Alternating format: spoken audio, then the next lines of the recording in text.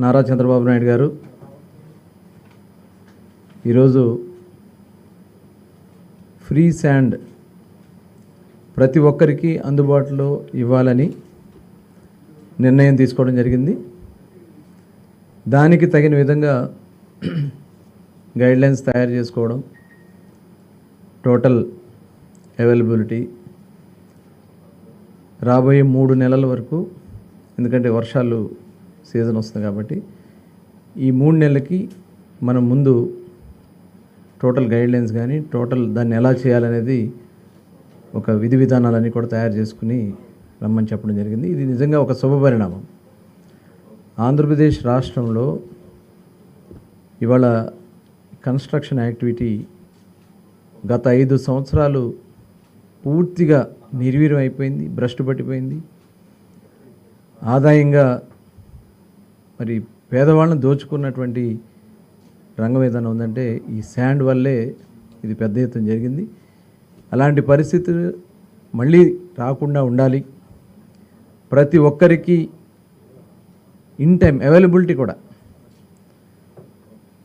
ఎక్కడ కూడా లేదు అనేది లేకుండా ప్రతి ఒక్కరికి అందించాలి.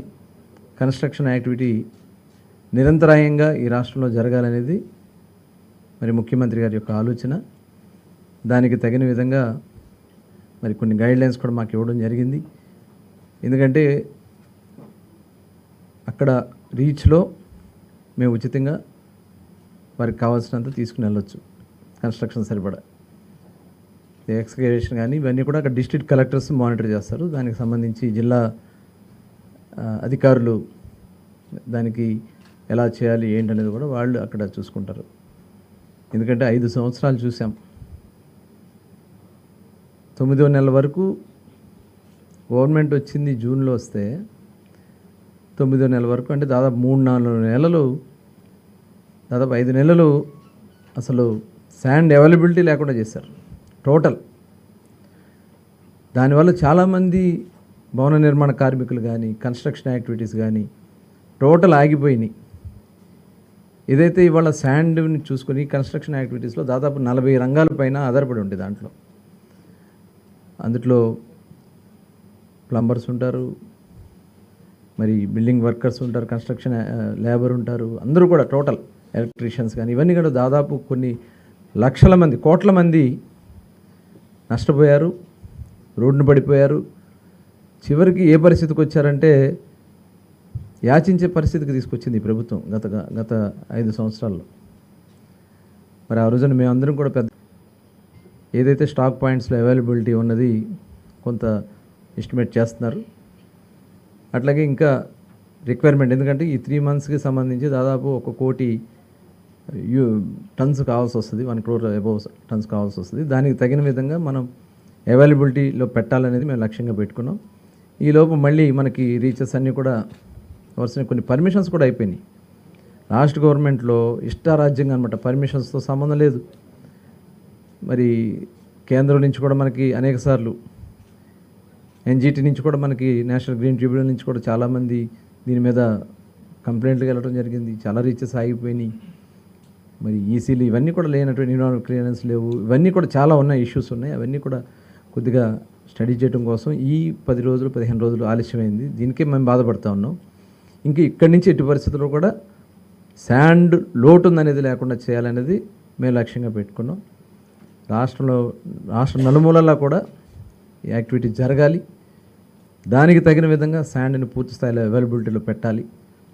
అట్లాగే దీన్ని నిరంతరం మానిటరింగ్, రేట్ల విషయంలో ఎక్కడన్నా ఈ ట్రాన్స్పోర్టేషన్స్ సంబంధించి ఎక్కువ చేసుకుని వీళ్ళు ఎవరైనా బ్లాక్ మార్కెట్ చేయాలని చూస్తే మటుకు తీవ్రమైనటువంటి చర్యలు ఉంటాయి.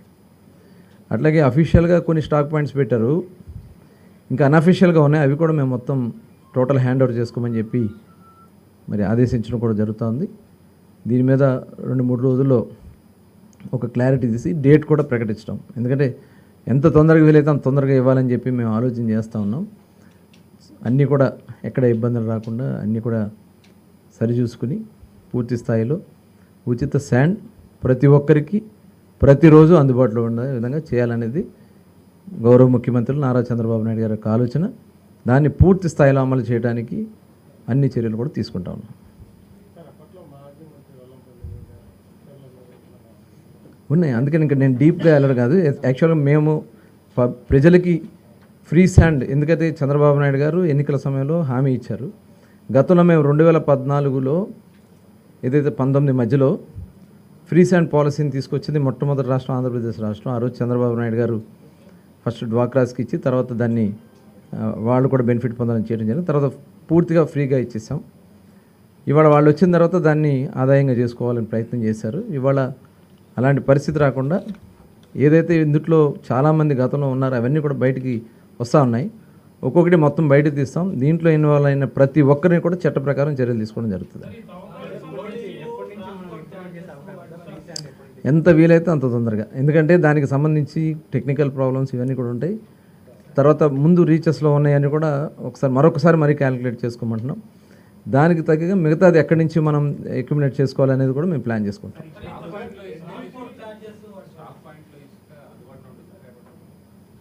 అదే డేట్ ఎప్పటి నుంచి అనేది మేము డేట్ మళ్ళీ అనౌన్స్ చేస్తాం జరుగుతుంది. స్టాక్ పాయింట్లో అవైలబిలిటీ ఉన్నది స్టాక్ పాయింట్స్లో ఉంటాయి.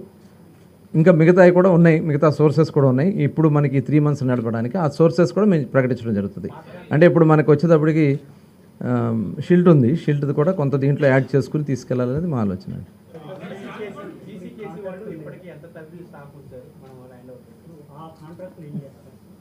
అది ఇవన్నీ కూడా దీని మీద ఇంకా డెప్త్కి వెళ్ళాలి, చాలా డెప్త్కి వెళ్ళాలి. దీంట్లో చాలామంది అదే దానికి టెక్నికల్గా అదే చెప్పే కదా, టెక్నికల్ ఇష్యూస్ అన్ని కూడా కరెక్ట్ చేసుకుని అతి త్వరలోనే ఇస్తాం. అది ఎక్కువ రోజులు కూడా కాదు, టెక్నికల్గా ఎక్కడ ప్రాబ్లం రాకుండా చేయాలనేది ఆలోచన.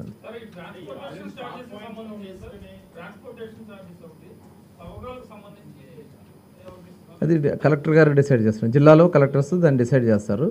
ఎందుకంటే అక్కడ ఎక్స్కవేషన్ ఉంటుంది కదా, ఎక్స్కవేషన్ కానీ అక్కడి నుంచి స్టాక్ పాయింట్కి కానీ తీసుకురావాల్సింది కానీ, అట్లాగే బోట్మెన్ సొసైటీస్ ఉంటాయి. బోట్మెన్ సొసైటీస్ వాళ్ళు ఎందుకంటే దూరాల నుంచి తేవాల్సినవి ఉంటాయి, అవన్నీ ఉంటాయి. కాబట్టి వాళ్ళు అవన్నీ చేసుకుని జిల్లా కలెక్టర్ దానికి అక్కడ అంటే మనం ఇచ్చేది శాండ్ ఫ్రీ, వాళ్ళ లేబర్ అక్కడ ఉంటుంది కదా దాన్ని లిఫ్ట్ చేయాల్సినవి అన్నాడు, దాన్ని ఎక్స్ట్రా వాళ్ళు అక్కడ కలెక్టర్స్ డిసైడ్ చేస్తారు.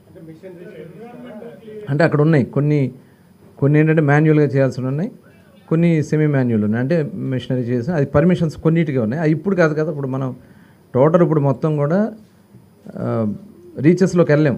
ఈ రైనీ సీజన్లో దానికి ఒక గైడ్లైన్స్ ప్రకారం ఈ 3 months ఆపాలి, రీచెస్లో తీయకూడదు. కాబట్టి 3 months రీచెస్లోంచి తీయం. స్టాక్ పాయింట్స్ కొంత ఏదైనా మనకి ఏదైతే ఇప్పుడు షీల్డ్ ఉంటుందో ఆ షీల్డ్ తీస్తాం. అవి బోట్మెన్ క్లబ్స్ సొసైటీస్ వాళ్ళు చేస్తారు. అదే మాకు కొంతప్పుడు వరకు వాళ్ళు ఏదో చెప్తా ఉన్నారు, కరెక్ట్గా ఒకసారి కరెక్ట్ చేయమని చెప్పాం. వాళ్ళు అంటూ 40 లక్షలు ఏదో 30 లక్షల మధ్యలో ఉంటున్నారు. అది ఒకసారి కరెక్ట్ చేసుకుని ఆ అవైలబిలిటీతో పాటు ఇది కూడా తీసుకుని మొత్తం మనకు కావాల్సింది 1 crore అండి. రాబోయే 3 నెలల్లో 1 crore శాండ్ అవైలబిలిటీ ఉంచాలనేది రాష్ట్ర ప్రభుత్వం నిర్ణయం.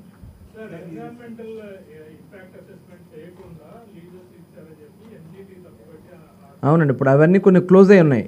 ఇప్పుడు ఆ క్లోజ్ అయి ఉన్నాయని కూడా ఇప్పుడు దాని మీద మేము ఇప్పుడు నెక్స్ట్ రాబోయే 3 నెలల్లో అవన్నీ కూడా క్లియర్ చేసుకుని ఇప్పుడు రీచెస్ ఓపెన్ చేయట్లేదండి. మనం రీచెస్ ఓపెన్ చేయట్లేదు, స్టాక్ యార్డ్స్లో ఉన్నాయి, కొంత ఇల్లీగల్గా పెట్టినవి అలాంటివన్నీ కూడా హ్యాండ్ ఓవర్ చేసుకుని ఎంత ఉన్నదనేది మనకి ఒక 2-3 daysలో వాళ్ళు ఇన్ఫర్మేషన్ ఇస్తారు. దాన్ని అఫీషియల్గా అనౌన్స్ చేసి అది దాంతోపాటు దానికి ఇంకా మ్యాచింగ్ కావాల్సింది మన రిక్వైర్మెంట్ అన్నీ కూడా కరెక్ట్ చేసుకున్నాం. రీచెస్ సెప్టెంబర్ వరకు మనకి జూన్, జూలై, ఆగస్టు ఉంటాయి. సెప్టెంబర్ నుంచి మనం రీచెస్ ఓపెన్ చేసుకోవచ్చు. దానికి ఈలోపు మనం ఈసీ పర్మిషన్స్ కానీ మొత్తం అన్నీ కూడా తీసుకుని ఎన్జిటి పర్మిషన్ ఇవన్నీ కూడా ఇబ్బంది లేకుండా చేసుకోలేదు.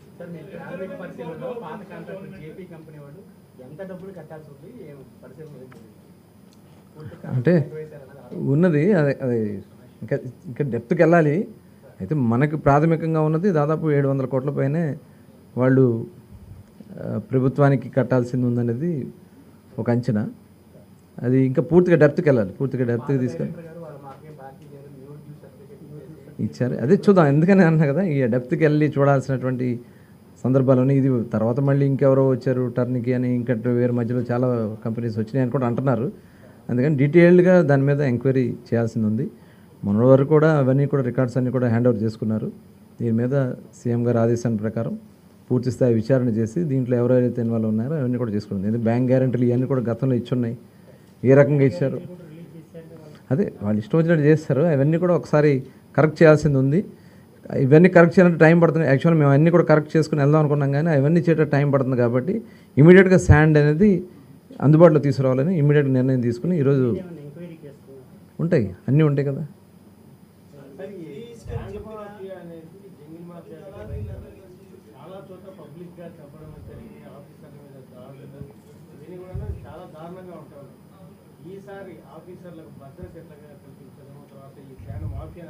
అదే ఇప్పుడు దానికోసమే వీళ్ళు ఏం చేశారంటే సెబ్ అని ఒకటి పెట్టారు. ఆ సెబ్ అనేది అది దేవుడికి తెలియాలి. ఆ సెబ్ అంతా కూడా ఎందుకు పెట్టారో తెలీదు, ఏం చేశారో తెలీదు. ఆ సెబ్ని కూడా ఒకసారి కరెక్ట్ చేసుకోవాలి. ఎక్సైజ్ డిపార్ట్మెంట్ తీసుకొచ్చి పోలీస్ నుంచి కొంతమందిని పెట్టి ఇట్లా ఏదో పెట్టారు, కానీ ఎక్కడ కూడా ఎన్ఫోర్స్మెంట్ జరగలేదు. ఎన్ఫోర్స్మెంట్ పూర్తి స్థాయిలో కూడా చేయాల్సిన ఉంది. ఫేజ్ వైజ్గా చేస్తాం, దాన్ని కూడా కరెక్ట్ చేసుకోవాలి. రాష్ట్రంలో మొత్తం అస్తవ్యస్తం చేశారండి, వ్యవస్థనంతా కూడా అస్తవ్యస్తం చేశారు. దీంట్లో డిపార్ట్మెంట్ ఏదైతే మైనింగ్ డిపార్ట్మెంట్ అయితే అసలు టోటల్ ఏం జరిగిందో ఏంటో కొద్దిగా ఎంప్లాయీస్ కూడా చెప్పలేని పరిస్థితిలోకి వెళ్ళిపోయారు. ఎక్సైజ్ అన్నీ కూడా అన్ని డిపార్ట్మెంట్స్ ఒక్కటి కాదు, టోటల్ వాళ్ళకు అనుకూలంగా మార్చుకోవడం కోసం అన్నీ చేయాల్సినవన్నీ చేశారు. ఇప్పుడు అన్నీ కూడా కరెక్ట్ చేసుకోవాలి, కాబట్టి కరెక్ట్ చేసుకుని ముందుకెళ్ళడం జరుగుతుంది.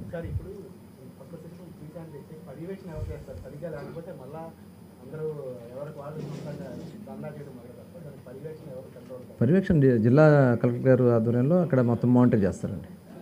అక్కడ డిపార్ట్మెంట్ ఎస్పీ గారు, కలెక్టర్ గారు వీళ్ళందరూ ఉంటారు. కాబట్టి జిల్లా కలెక్టర్ గారు ఆధ్వర్యంలో జిల్లాల్లో మొత్తం ఇది మానిటరింగ్ జరుగుతుంది.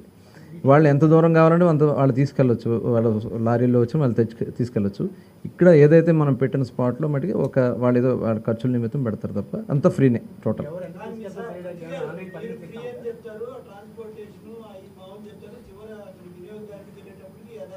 దానికి అన్ని రేట్లు కూడా ఇప్పుడు దానికి ఇప్పుడు ఇక్కడి నుంచి విశాఖపట్నంలో ఎన్ని కిలోమీటర్లు లెక్క ఉంది కదా మనకి, ఇక్కడ మనం ఎంత ఇస్తామని ఒక లెక్క ఉంది కదా. కన్జ్యూమర్కి ఆ రేటుకి వచ్చిందా లేదా, కన్జ్యూమర్కి అవసరమైతే వాళ్ళు కంప్లైంట్ చేసి ఆ టోల్ ఫ్రీ నెంబర్ ఒకటి ఇస్తాం. ఆ టోల్ ఫ్రీ నెంబర్ నుంచి ఎవరైనా కంప్లైంట్ చేస్తే ఇమీడియట్గా వాళ్ళ మీద అయితే ఇప్పుడు దానికి కూడా మేము ఏం చేస్తామంటే ట్రాన్స్పోర్టేషన్ కూడా వాళ్ళని ఐడెంటిఫై చేసి ఆ లారీస్ మాత్రమే దీంట్లో పాల్గొనేలా కూడా చేయడం జరుగుతుంది. వాళ్ళు ఎవరైనా చేస్తే వాళ్ళ మీద ఇమీడియట్గా లారీ ఓనర్స్ మీద కూడా యాక్షన్ తీసుకుంటారు. పర్మిట్స్ ఆన్లైన్ అంటే ఇప్పుడు చేయలేం కాబట్టి త్వరలో చేస్తాం. ఇప్పుడు వరకు అయితే మాన్యువల్గానే చేస్తాం జరుగుతుంది.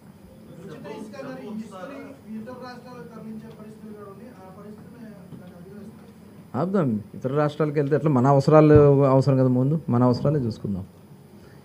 చాలా కన్స్ట్రక్షన్ యాక్టివిటీ టోటల్ అయిపోయిందండి. టోటల్ ఈ 5 సంవత్సరాలు భ్రష్టు పడిపోయింది. ఇవాళ మళ్ళీ దాన్ని రంగాన్ని నిలబెట్టాలి. మళ్ళీ గవర్నమెంట్ వర్క్స్ చాలా అయిపోయినాయి. అమరావతి లేకపోతే అన్ని జిల్లాల్లో కూడా కన్స్ట్రక్షన్ యాక్టివిటీస్ జరగాలి. దానికి తగిన విధంగా పూర్తి స్థాయిలో అందుబాటులో తీసుకొస్తాం. నిర్ణయించాలి, గవర్నమెంట్ డెసిషన్స్ తీసుకోవాలి. వాళ్ళైతే బాబు దండాలు పెడతా ఉన్నారు, డిపార్ట్మెంట్ వాళ్ళకి ఏమి యాక్టివిటీ లేదు. వాళ్ళైతే దాన్ని కరెక్ట్ చేయమని అడుగుతూ ఉన్నారు. చూద్దాం అదంతా కూడా.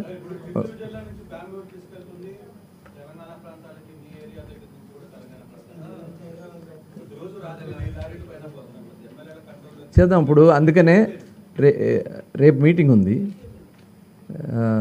హోమ్ మినిస్టర్ గారు, హెచ్ఆర్డి మినిస్టర్ గారు ఒక సబ్ కమిటీ వేసుకోవడం జరిగింది. సబ్ కమిటీ మీటింగ్ రేపు ఉదయం 11కి ఉంది. దాంట్లో టోటల్ అదేంటంటే టోటల్ శాండ్ కానీ, మైన్ కానీ, గంజాయి కానీ టోటల్ అన్నీ కూడా ఉన్నాయి దాంట్లో. సెబ్కి సంబంధించి తీసుకోవాల్సింది ఇవన్నీ కూడా దాంట్లో రేపు నిర్ణయిస్తాం జరుగుతుందండి. అవన్నీ డీప్గా వెళ్దాం.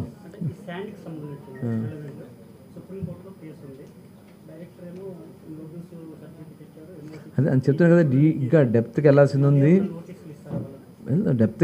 ఉంది. అన్నీ తీసుకున్నాక దీంట్లో ఎవరెవరు ఇన్వాల్వ్ అయ్యారో అందరూ నోటీసులు ఇస్తారు. ఓకే అండి, థ్యాంక్ యూ.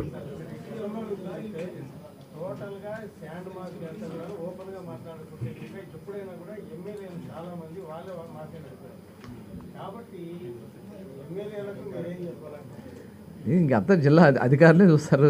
ఎక్కడ చెడ్డ పేరు రాకూడదు, ప్రభుత్వానికి చెడ్డ పేరు రాకూడదు, ఉచితంగా ప్రజలకు అందాలి. అదే మా లక్ష్యం, గోల్. ఓకే.